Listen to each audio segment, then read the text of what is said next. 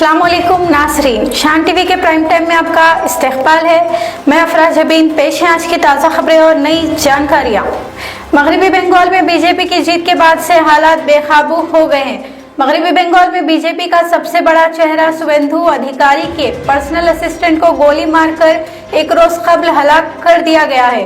मगरबी बंगाल में नए चीफ मिनिस्टर के चेहरे के तौर पर सबसे आगे चल रहे शुवेंदु अधिकारी के पीए चंद्रनाथ रथ को गोली मारकर हलाक कर देने के बाद से मगरबी बंगाल में एक इज़्तिराब आमेज खामोशी का माहौल है। पुलिस इस मामले में जांच कर रही है, मगर अब तक कोई गिरफ्तारी अमल में नहीं आई है। मगरबी बंगाल में चंद्रनाथ रथ को गोली मारकर हलाक कर देने का वाकया पेश आने के बाद मगरबी बंगाल तशद्दुद में अब तक मरने वालों की तादाद 3 तक पहुंच गई है। पुलिस का कहना है कि रथ की मौत से कबल मगरबी बंगाल में तशद्दुद और इश्तियाल अंगेजी के वाकयात में 400 से ज्यादा लोगों को गिरफ्तार किया गया है। मगरबी बंगाल असेंबली इंतखाबात के नताइज के बाद से तशद्दुद के वाकयात की लपेट में है। इस बीच ममता बनर्जी ने फिर एक मरतबा ऐलान कर दिया है कि वो मगरबी बंगाल चीफ मिनिस्टर की हैसियत से इस्तीफा पेश नहीं करेगी।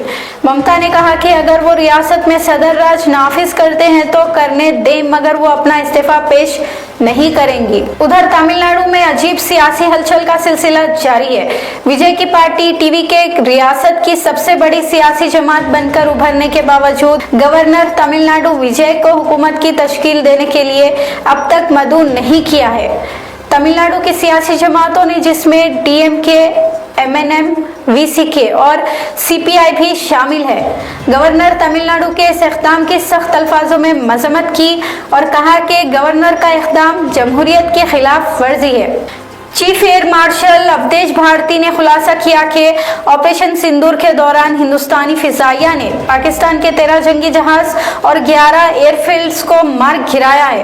पहलगाम में दहशतगर्द हमले के बाद हिंदुस्तान ने जारहाना तेवर इख्तियार करते हुए पड़ोसी मुल्क पाकिस्तान में मौजूद दहशतगर्द ठिकानों और फौजी तनसीबात के खिलाफ कामयाब ऑपरेशन सिंदूर अंजाम दिया था।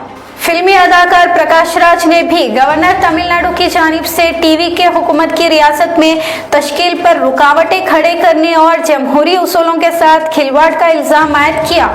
प्रकाश राज ने कहा कि रियासत की सबसे बड़ी पार्टी को हुकूमत की तश्कील से रोकने का काम करना जमहूरियत का मजाक बनाने के मुतरादिफ है। तेहरान पर दोबारा बमबारी की धमकी पर सख्त नाराजगी का इजहार करते हुए ईरान ने धमकियों के दरमियान मुज़ाकिरात को नाकाबिले अमल करार दिया।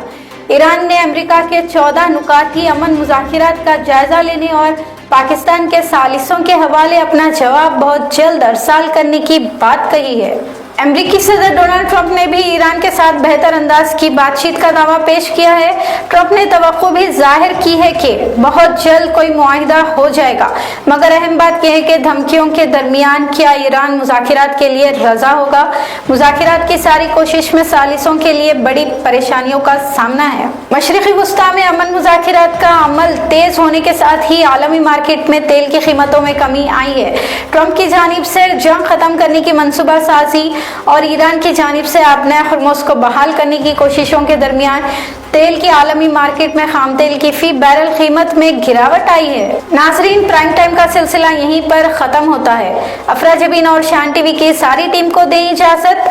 शब बखैर।